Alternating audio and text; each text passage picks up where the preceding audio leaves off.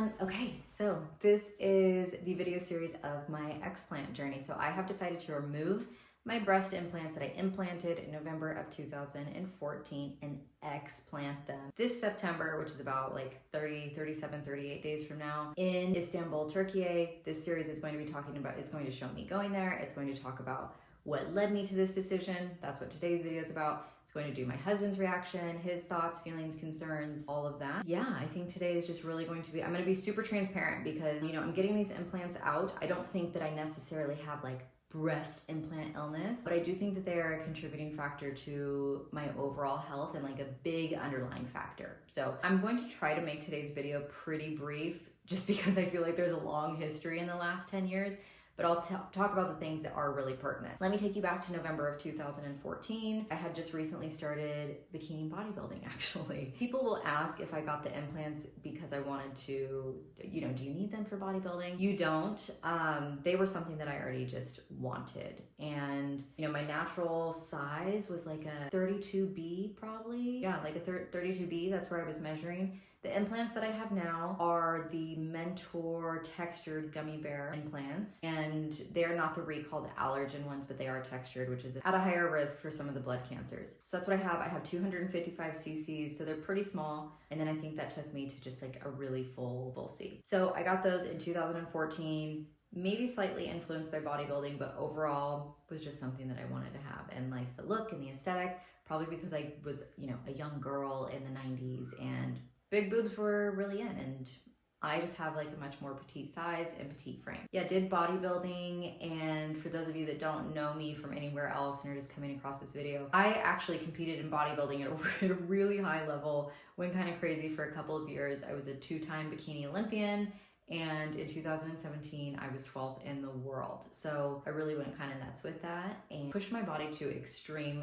lengths. We will say that, really, really extreme. So pretty much anybody that's involved in bodybuilding, if not year round, then at least during their season, which is probably about six to 9 months, is likely to be over exercising, for sure, under fueling to some degree, potentially using performance enhancing drugs, which can be difficult on your system and other parts of your body, liver, central nervous system, these types of things. Over exercising, over consuming caffeine, just really, really stressed, right? I wouldn't say that I necessarily noticed that I had any issues at that time, but my mindset was just like, blinders on, I was doing whatever it took. In 2017, my body really did start to break down. I started to notice that I was having extreme issues. And in that moment, I didn't know what to make of that or how to write it off or what it was. I had seen some other competitors, and when they quit competing or were forced to quit competing for a time period, their bodies just got like really swollen, they gained weight really rapidly. And to be fully honest and transparent with you, I was like, oh, she's just binging, right? She just mentally can't hold out competing anymore. It takes an ungodly amount of mental strength, and she's just binging. Well, it ended up happening to me, and I wasn't binging, and I ended up gaining 40 pounds over the course of 6 months and 15 within the first month. My body was swelling, it was insane. But I didn't really think breast implant illness, and I don't necessarily think that even today, because in my opinion, I think there are people that have their implants put in, and very rapidly, it's obvious that their body's kind of rejecting a foreign object, right? They will have ANA, antibody tests, that are normal, and then they just go super high, get them out, and then the ANA comes back down. And just their symptoms go from essentially not being there to just really, really, really exacerbated or extreme. My experience with this, as well as a lot of the women that I've known that have talked about this, are involved or were involved in the fitness industry or the bodybuilding industry. And all of that has those components of under-eating, over-exercising, probably not sleeping enough, abusing caffeine, and doing all of these things, which are going to just be really, really stressful on the body, especially women's bodies, right? We are more sensitive to stress. And because of that, women make up 80% of the autoimmune cases, right? So I always like to say genetics load the gun and lifestyle pulls the trigger. The genetics that you have doesn't necessarily mean that those genes are going to express themselves. You can do a lot with lifestyle. And conversely, with your lifestyle, you can also get those genes to express themselves. Yeah, I just think that's probably what happened. It's certainly a component. There's other things that are components to it, like, you know, I just talked about that. Genetics, I know that I have MTHFR genetic mutation. It's very likely that I also have COMT. I can't remember if I was tested for that or not, but it just means that I have poor methylation and poor detox. And those things over time and with the other stressors can just sort of cumulatively add to the stress of the overall system. So I think that's how I landed here. There are many women that have breast implants and they are totally fine. It's probably because they just have a higher resiliency to stress, don't have those genetic mutations, they're not prone to autoimmune or anything like that. But coming from that world in that industry, fitness and bodybuilding, I have seen so many people end up with autoimmune issues because of the amount of stress that we put our bodies under. Also making that clear that the fitness industry is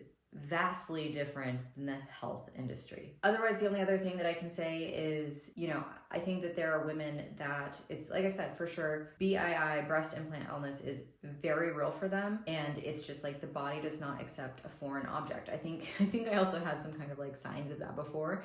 My body not being super excited about having piercings and things like that. And I'll probably talk about that in a moment of what also sort of like kicked all of this off. I will just say, again, it's so multifaceted. It's so hard to walk you guys through the last 10 years because the first years were on one hand incredible and on the other some of the most trying years of my life, just because I went from being 12th in the world bikini fitness model to gaining 40 pounds within 6 months, and my whole identity just got sort of like rocked. I went through a massive self-love journey. I really pivoted my business. Yeah, I just changed a lot of things. And I was really successful with that because the same intensity that I had in bodybuilding, I took into my healing. With that being said, I was able to lose 20 to 25 pounds on my own over the next 5 years, completely holistically, right? Working on my gut health. Big thing was working on my circadian rhythm, which is really at the crux of all of this, especially if you have cortisol issues, which are related to some other hormonal imbalances. And I spent a lot of time, those are not overnight fixes, they take a long time. I went from being told that due to my progesterone levels, I would never be able to have children naturally, to now my hormones look great when I get these hormone tests done. My cortisol still struggles sometimes. It can definitely go high. Not really sure why, to be honest with you, but yeah, that's just it. So that's where I'm at. Otherwise, everything really, really great. But I was still having some lingering symptoms post-competing. So when I first had to stop competing because my body forced me to, remember swelling, freaking out, rapid weight gain, all of these things, I had to stop competing. And it was really the best thing for me. Yeah, I was, aside from not liking how I looked, I really felt horrible. I couldn't make it through the day without taking a nap. My face, I'll have to try to pull up some images and things. My face was so swollen. I just didn't even recognize my face. The amount of like inflammation and fatigue and just everything was a nightmare. Like I said, I felt so bad, and it was such a drastic lifestyle shift from somebody that has been so active their entire life for somebody that, I just remember being like, oh my God, I've gained all this weight and I can barely even go for a walk. I don't have the energy. Everything in my body hurts. This is crazy. And I'm like, I'm never gonna run again. So yeah, these things it was a really, really difficult time in that regard, but I'm really happy with where I am today. And I was really happy with the improvements that I made. But fast forward to 2023, I started working with Vince Pitstick of Vital Coaching, and he has an OID protocol over active immune dysfunction. I had worked with Vince initially when I first quit bodybuilding, but we weren't successful. And he will say this, he goes, because I didn't have it figured out. I didn't have it figured out then, but I have it figured out now. And it's OID, it's overactive immune dysfunction. There's approximately 150 different types of autoimmune, only 50 we can test by the blood. So that's what I said to him. I said, Vince, I don't have autoimmune. I've been tested. All of my symptoms are very autoimmune-esque, but I don't have it. So he said, trust me, you do. They just can't test for it. Let's do this protocol. We did this protocol. I saw it was extremely difficult, but I saw really, really, really great results. I lost the remaining weight and inflammation, but more important than anything was my energy got so much better. I was just like, I could finally see some of my muscle again. But my energy was so much better, and my brain fog and fatigue had lifted, and I was able to work out 3 times a week and just feel really good. So it was such a blessing. But he asked me also about my implants. He said, you have breast implants, right? And I said, I do. I'm still good to go on them though, because they told me that they last 10 to 15 years. And he's like, I see women starting to have issues around year 8. So it's just something that you might want to think about. And this is not the first time that breast implant illness had come across my mind. I had already been introduced to it before, but like I said, there's a large emotional component there. I don't know if I'll talk about it in this video or if I'll save it for another video. There is a large emotional component there, right? How you view yourself, your self-esteem, just all of these things. But it had come across. I also just didn't feel like, you know, the women that I've known that also competed, they got their breast implants out, they had a very elevated ANA test. And it was, their symptoms came on so rapid, and it was extremely clear that their body was just not having it. Mine wasn't so cut and dry, and I'd done a lot of really crappy things to my body and put it under a lot of stress. I knew that I needed to also do the lifestyle working component. And, you know, I probably really just wasn't ready to remove them at the time. When that had happened, I was maybe 5 years in with my breast implants, and I don't think I was really convinced that it wasn't what I had just done to my own body. I worked with Vince, like I said, all of that. He had mentioned that about the breast implants. I had made a lot of progress with him. I was feeling so good. Fast forward to December of 2023, and I decided to start running again because I hadn't run really in years, and I decided to start running again. Next thing I know, over the month of December, as I'm running 3 times a week, I gained 10 pounds.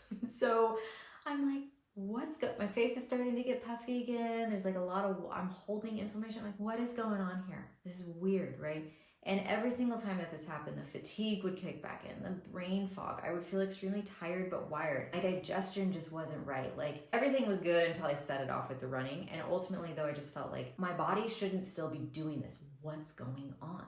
So that was sort of a big wake-up call for me. And throughout the year, 2024 now, I would start to get really sick. I'm not sure if I said why I started reaching out to Vince, but it was because I still had a lot of lingering symptoms. Brain fog, fatigue, low tolerance for exercise. So that's always been my biggest goal, is to get back to like running, which I just genuinely enjoy and haven't been able to do. And I just really seem to have a very like low stress threshold, I would say. Whether it was a lot of work that week, a lot of client check-ins, or school, or like whatever kind of, if I just started maybe working out too much or running too much or things like that, I would crash, and I would crash super hard. It was insane brain fog and fatigue, like just so heavy and so hard. And OID really cleared a lot of that up, and I'm so grateful. I will definitely be doing that program again once I explant. So really, really looking forward to that. Love what Vince is doing in that field, because I mean, obviously I had searched like high and low, and the things that were working for me are truly incredible and amazing that I did myself, but they only got me so far. So basically I'd gained this 10 pounds running. And then, as we all do, in 2020, I was like, 2024 is gonna be my year. It's gonna be so good. At this time, I didn't know that the running was no bueno. And everything just kind of like went to crap. I ended up with a bladder infection that I went in for, but then got missed. Don't trust those in-office dipsticks, especially if you've had a bladder infection before. It went into my kidneys. I'm on 10 days of antibiotics for a lower kidney infection. We're in Mexico. Next thing I know, I have like the worst Montezuma's revenge I've ever had in my life. I passed out after being on the toilet every hour for an hour. I know, TMI, but I gotta let you guys know that my stomach was wrecked. 2 weeks after that, we go back to Portland, my husband and I end up testing positive for the flu. So it's just been like a series of events. Right. And I also had coronavirus back in September of 2023. And it kind of kicked my ass, but really I was okay after that. Everything kind of seemed okay after the flu. And then 10 days later, I promise this is leading somewhere. And then 10 days later, I just felt like, had the flu, felt funky for 7-8 days, thought, okay, it's post-viral.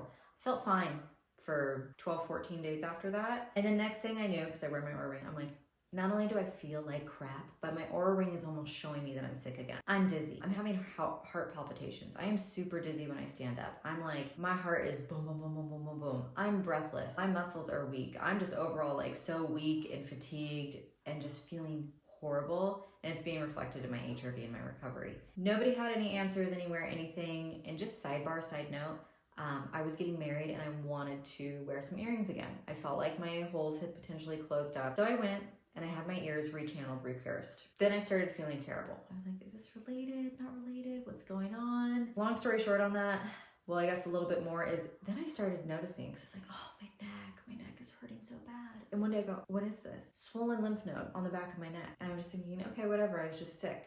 Probably that, right? I'm feeling worse and worse and worse. I'm also getting ready to get married and move from the United States to Germany. There's a lot going on. I'm feeling horrible. I'm feeling so bad. And at this point, it's scaring me because I feel so bad. I would go on a walk and my muscles would just burn. I was having joint pain. I'm like, what is going on? The stairs, if you guys check out my apartment tour video and you see those stairs there, when I got here and we got into this apartment, I almost couldn't walk down those stairs. My knees and ankles were like so tight and painful. Go to the doctor, everything's fine. Everything's showing fine. All the blood tests are showing it's fine. I still have swollen lymph nodes. The only other piece of this that I can say is I had the earrings in and I'm like, I'm gonna take these out. I don't know what's going on. I take those out. They're surgical steel, which oftentimes contains nickel, which most people have an allergy to. Probably me. And within 24 to 48 hours, the joint pain is gone. I mean, this was really intense joint pain. Joint pain's gone, muscle weakness is gone. But since then, I've still had a lot of symptoms and more. So let me just walk you guys through that. Extreme fatigue, breathless, heart palpitations. You know, if I even just like bend over and stand back up, I'm feeling really fatigued. I'll go up the stairs in the morning and then I just actually have to lay right back down for a couple of minutes. My HRV is typically when I'm feeling good, like 100, and when I really feel great, 130 or so. 100's great for me. I'm still doing okay at 70, 80. 50 is where I really feel like crap, and that's where it is when I'm ill and have the flu. That's where my HRV's been a lot of the time. I started to develop rashes across my face, like almost like the rash that you see with lupus. I got another one on my leg. I got it all over my chest and my back. I still have the lymph nodes, sometimes getting smaller, sometimes getting bigger. And everybody just keeps telling me that I'm fine. I'm like, but I don't feel fine. One theory that was given to me by a practitioner was, after you had the flu, did you get sick again?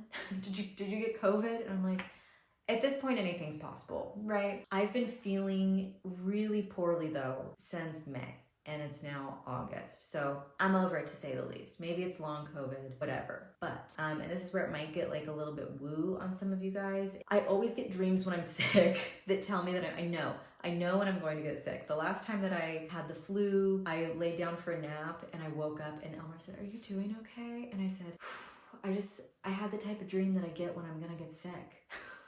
Next day, boom, fever, joint pain, the works. And a couple weeks after I'd had that flu, I started having these dreams again. I started having a dream where I was just peeing black. I started having a dream where sort of like a shamanic type thing, just think like real native, doing some sort of ritual to get better. And I watched somebody light themselves on fire and like burn themselves all the way down to just like this black leather, and I was like, okay, let's do it. And I remember in another dream I had also said something like, I just need to get this out of me. So based on all of this, I just feel like maybe it's the implants, right? And when you read about breast implant illness, I'll probably do a video talking about more of the symptoms, but when you read about breast implant illness, it also says you can get swollen lymph nodes. I mean, lymph nodes are doing their job, but that you can get swollen lymph nodes, and like 70 to 80% of women actually have silicone migration, and that's what mine are. So it is a foreign object in my body. I obviously didn't have like a very extreme reaction within 6 months, but I don't think there's a timeline for those things. So let's talk about my other motivations here. Other motivations is I have a capsular contracture on my right side. It can be uncomfortable sometimes. I also have like a lingering kind of rib injury there. I want to document all these things just in case later they change and get better. Like a rib will kind of like slip out or get stuck, and it's really difficult for me to breathe. So that's one component. I have this capsular contracture that's sort of uncomfortable. But the main motivation here, which I'm really happy to have, is that Elmer and I do want to try to start a family in the very near future, really near future. I think we would be going for it now. But I have these breast implants and now I have this surgery schedule. We wanted to remove the breast implants before I started breastfeeding, right? When I was a young buck and in my 20s and I got these things, I don't really know what my plan was at that point in time, but I will say that I think it was, oh, I'm going to have children, and then, you know, a lot of women talk about not liking their breasts after that, so I'll just get the implants out, get some other ones put back in, and just tidy it all up, right? You know, I'm now 36. I met the love of my life a little later in life than I had originally thought that I probably was going to, or whatever, than a 26-year-old me thought. And so I just sort of kept like kicking the can down the road. And now at this point too, I really value not having silicone next to a place where I'm going to be breastfeeding our child. So I would like to get that removed, not only for my health, but for the health of our child, our future child, and breast milk. So That is the big main motivator. I'm really, really grateful for that, because I can also say I think another piece of me before was really, really scared when I thought about taking my implants out and wondering, well, what if it doesn't make me better? These implants are 5 years old. They seem to kind of be okay. This potentially could be an option. But what if I undergo this very expensive surgery and I'm not better, right? Then it's kind of like, cool, well, now I just prematurely took my breast implants out. You know, am I gonna like the way that they look? These types of things. Now I don't even feel any better, right? So it felt like there was a lot on the line. Whereas now I'm already coming up on year 10. Breast implants are recommended to be replaced every 10 to 15 years, which, by the way, when you're 26 making that decision, I don't know why you just think like, yeah, I'm just gonna do that every 10 years. Not thinking it through. So yeah, that was just kind of like, I don't want to continue to have a surgery every 10 to 15 years. I'm already at the end of the life cycle of these, and it's either get them out at the end of breastfeeding or before, and so I'm choosing to do before. I think I'm gonna wrap that up for today. If you guys have any questions about anything that I just talked about, which is a lot, I'm sure so many of you can resonate with my story, and I'd really love to hear from you. I've talked with some people already, and it's just like the similarities have been almost uncanny, which also kind of leads me to believe, like, you know, it's related. But yeah, I would really love to hear from you guys. I'm gonna make a video weekly from here out. So again, it's 38 days until surgery. The next one, I'm going to sit with Elmar and we're going to talk about my decision to remove my breast implants and just sort of his perspective as a man, as my partner, all of these different things. I'll probably also just post a Q&A so we can just like hit those things rapid fire as well on IG. So if you guys wanna follow me there, if you're not already, that'd be great. Post your questions there, or you can put them in the comments below. I will answer them. Don't worry about like being too invasive. That's part of this. I want to be really, really, really transparent about this process. And trust me, I'm also like, there's so many people like, I'm so curious how you're going to feel. I'm like, me too. I'm really curious about that. I'm so curious about it. I think I would say like I'm staying pretty neutral, but I'm really excited and I think I'm really, really hopeful. So yeah. Okay, that's it. I hope you guys have a great week and I'll see you next week.